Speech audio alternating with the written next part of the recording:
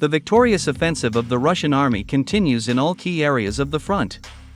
As you recall, yesterday, the Ministry of Defense of the Russian Federation officially announced the liberation of the strategically significant settlement of Velikaya Novoselka. This statement by the Russian Defense Ministry has the effect of a bombshell in Ukraine. The fact is that starting in the summer of 2023, Ukrainian propaganda, together with the General Staff of the Armed Forces of Ukraine, stated that Velikaya Novoselka was impregnable, and that Russian troops would never be able to capture this town. However, as time has shown, Russian troops were not only able to capture Velikaya Novoselka in a record short time, but also completely destroy all enemy combat-ready units in this town.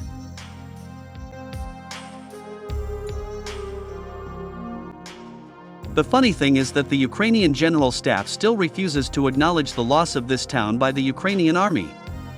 And this is despite the fact that on January 27, the head of the Kiev regime, Volodymyr Zelensky, dismissed the commander of the Operational Strategic Command under the designation Kortitsia, General Andrei Netov, who was responsible for the defense of Velikaya Novoselka.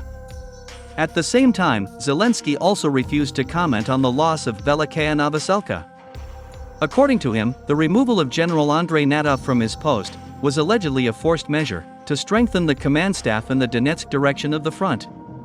It is reported that commander of the Ukrainian ground forces, General Mikhail Drapety, was appointed in his place.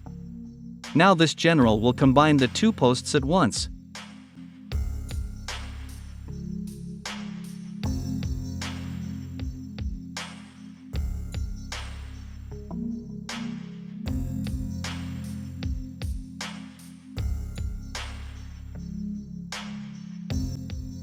In general, insiders in Kiev claim that over the past 10 days, due to the current situation on the battlefield, panic and defeatist sentiments among members of the Ukrainian High Military Command have increased significantly. There are also reported cases of a number of high-ranking Ukrainian officers fleeing the country. Insiders claim that over the past 30 days, 8 officers of the Ministry of Defense and the Security Service of Ukraine have fled the country. And all this is happening against the backdrop of the rapid retreat of the Ukrainian army on the battlefield.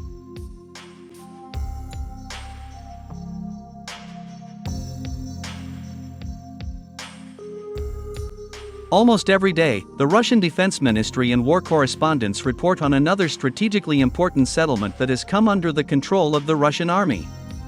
By the way, today was also no exception. So, on January 27, at 10 a.m. Moscow time, war correspondents reported that Russian troops had completely liberated the settlement of Novoyegorovka, in Kupiansk direction of the front. Later, the Russian military released footage clearly showing the Russian flag being hoisted in the center of this urban-type settlement. Thus, it can be stated that as of January 28, 2025, the defense of the Ukrainian army, south of Kupiansk, has been completely penetrated by Russian forces.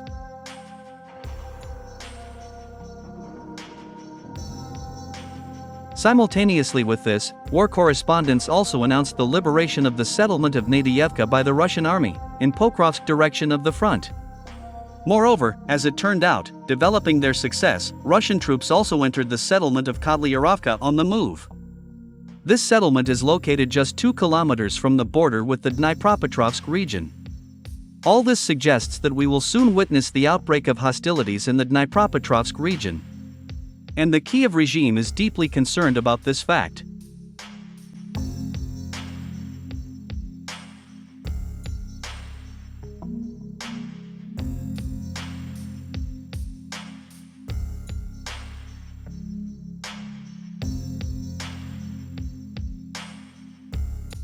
The fact is that the outbreak of hostilities in the central part of Ukraine is not only a serious military setback for the Ukrainian army, but also a negative psychological factor that can seriously undermine the morale of even the most ardent Ukrainian nationalists. The rapid advance of the Russian army has already led to the fact that the Dnipropetrovsk region is currently within the range of Russian combat aviation and artillery. In addition, you should understand that the Dnipropetrovsk Oblast is the most important Ukrainian region from an industry perspective.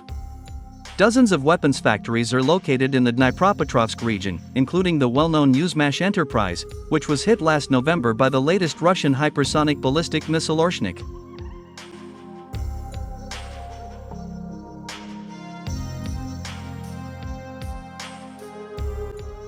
In addition, the battle for the Dnipropetrovsk region will also give the Russian army great prospects for further offensive actions towards the southern, and even western parts of Ukraine. In this regard, the Ukrainian High Military Command, together with members of the Kiev regime, began to get noticeably nervous, and make rather shocking statements. For example, the head of the main intelligence directorate of the Ministry of Defense of Ukraine, General Kirill Budanov, made a rather disturbing statement that shocked even the most ardent Ukrainian optimists. So, on the morning of January 27, during his speech at a closed meeting in the Verkhovna Rada, General Kirill Budanov not only acknowledged the plight of the Ukrainian army on the battlefield, but also bluntly stated that if Kiev does not stop resisting, and does not enter into a negotiation process with Russia, then in 3 months, Ukraine will simply cease to exist. This statement by the head of the main intelligence directorate of the Ministry of Defense of Ukraine caused a wide resonance throughout Ukraine. At the same time, pro-government Ukrainian experts and propagandists are still hesitant to openly criticize such a highly ranked general. The only thing they noted was that General Budanov should not have said such a thing, as it could prompt Russia not to negotiate with Ukraine for at least the next 3 months.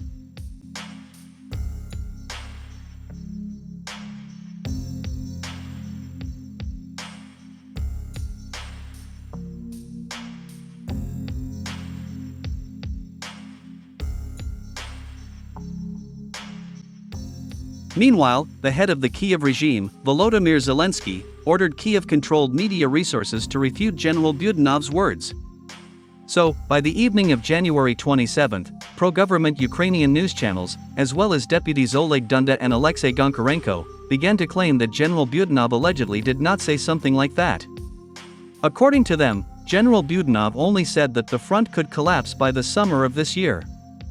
However, the statement by these Ukrainian deputies and news channels further complicated the situation, since if the front really collapses by the summer of this year, then the continued existence of Ukraine may indeed become questionable. In any case, as they say, there's no smoke without fire.